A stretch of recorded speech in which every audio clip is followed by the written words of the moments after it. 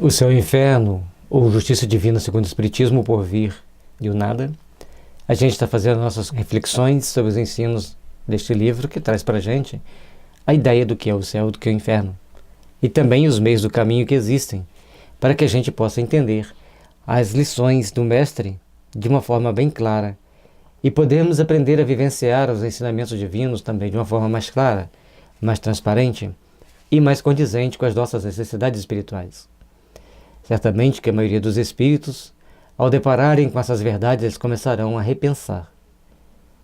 E nós espíritas que já temos que repensar, fica aí o questionamento que nós temos que sempre fazer. Como nós estamos agindo, de que forma nós estamos interagindo para que o nosso amanhã seja de luz, de paz e de fraternidade.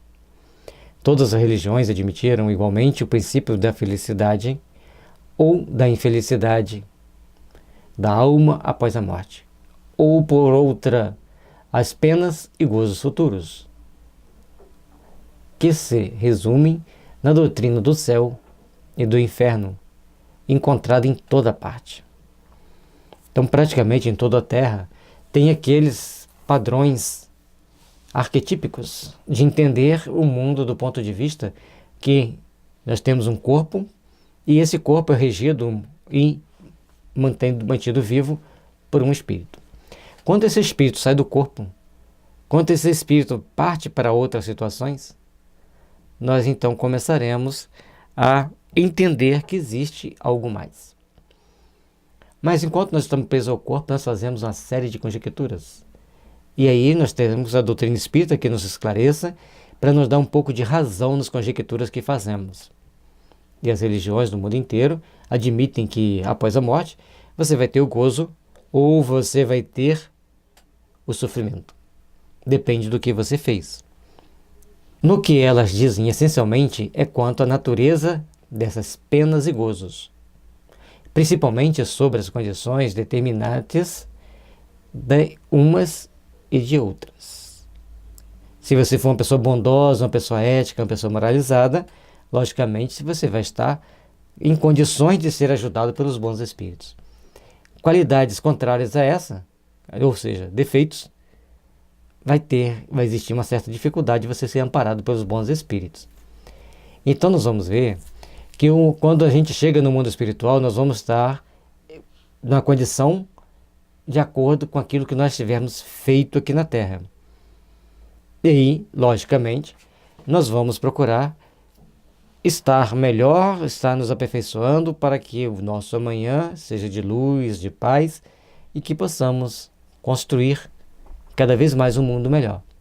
Mas para isso, precisamos observar as leis que regem nossas vidas, principalmente os princípios cristãos, as leis cristãs.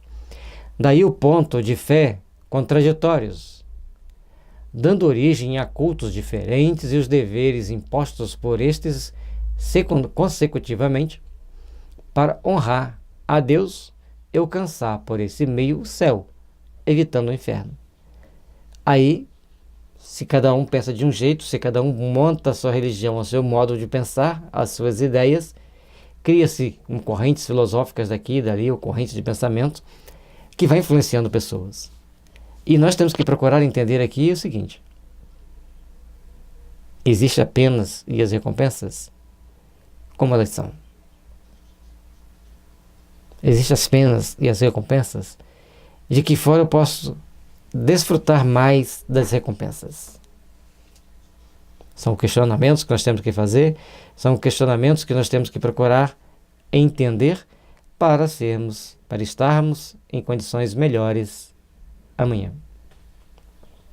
Sempre que a gente faz essas reflexões, a gente começa a melhorar a nossa condição vibratória. E mesmo que a gente tenha feito essa reflexão aqui e não chegado a um denominador comum, a um entendimento comum, mas ao chegarmos no plano espiritual já pensamos, opa, já estudamos sobre isso aqui. Então, ao invés de ficar perdido no espaço em torno da Terra, ou em regiões infelizes, o espírito começa a pensar nos estudos que ele fez, começa a procurar entender os estudos que ele fez, e aí ele vai sedimentar informações importantes para o seu crescimento e para a sua possibilidade de ser ajudado e resgatado.